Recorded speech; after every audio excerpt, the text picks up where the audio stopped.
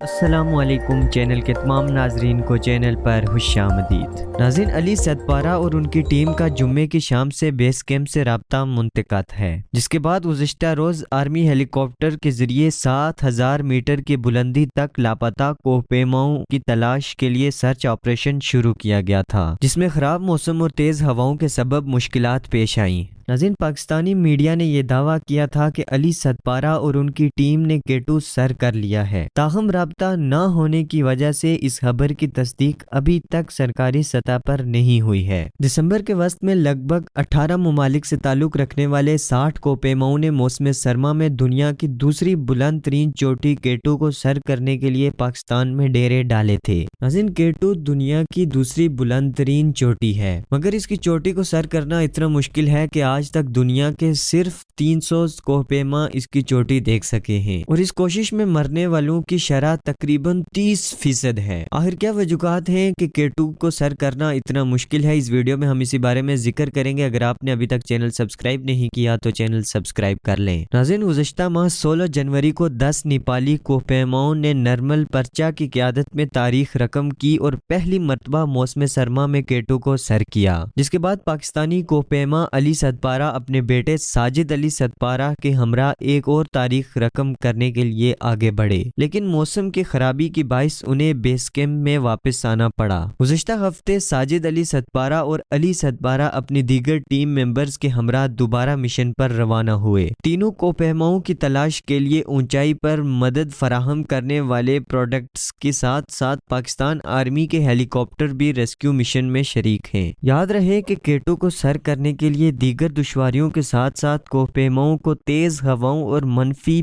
65 centigrade के दर्जे हरारत का सामना करना होता है। नाज़रीन, केटू का शुमार दुनिया के खतरनाक तरीन पहाड़ों में होता है। एक मुख्तात अंदाजे के मुताबिक केटू सर करने के बाद वापसी पर हर 4 कोहपेमाओं में से एक की मौत वाक़या हो जाती है, और यही वजह है कि इसे सर करने की कोशिश में अब तक 88 कोहपेमा हलाक हो चुके हैं। गुज़श्ता हफ्ते इसी कोशिश में यलगारिया से ताल्लुक रखने वाले 42 साला अटानिस एस्काडो गिरकर हलाक हुए थे। उनकी हलाकत बेस कैंप की जानिब रस्सियां तब्दील करते हुई थी। इससे कबल इसी मिशन से मुंसलिक हिस्पानवी कोहपेमा भी हलाक हुए थे। नाज़रीन, केटू की बुलंदी तकरीबन 8611 मीटर है, जो कि दुनिया की बुलंद तरीन चोटी कोह हिमालय या एवरेज से सिर्फ 200 मीटर कम है, लेकिन मौसम सरमा में यहाँ पर हालात जानलेवा हो जाते हैं। दुनिया भर में 8000 मीटर से बुलंद 14 चोटियों में ये वाहिद चोटी है जिसे अब तक मौसम सरमा में ऑक्सीजन की मदद या ऑक्सीजन के बगैर सर नहीं किया गया। जुलाई 2018 तक केटू को सिर्फ 367 मरतबा सर किया जा चुका था, और इस चोटी को सर करने की कोशिश में 86 कोहपेमाओं की मौत वाक़या हो चुकी थी। इस तरह हर 4 साल बाद इस चोटी पर एक कोहपेमा की मौत वाक़या होती है। नाज़रीन, इसके अलावा अगस्त 2018 में 11 इंतहाई तजर्बाकार कोहपेमा केटू पर हलाक हो गए थे। यही वजह है कि केटू हर साल लोगों की जानें निगलता जा रहा है। केटू को सर करना कोहपेमाओं के लिए उनकी जिंदगी के सबसे बड़े एडवेंचर से कम नहीं होता। नाज़रीन, अगर आपको वीडियो पसंद आई तो चैनल सब्सक्राइब कर लें।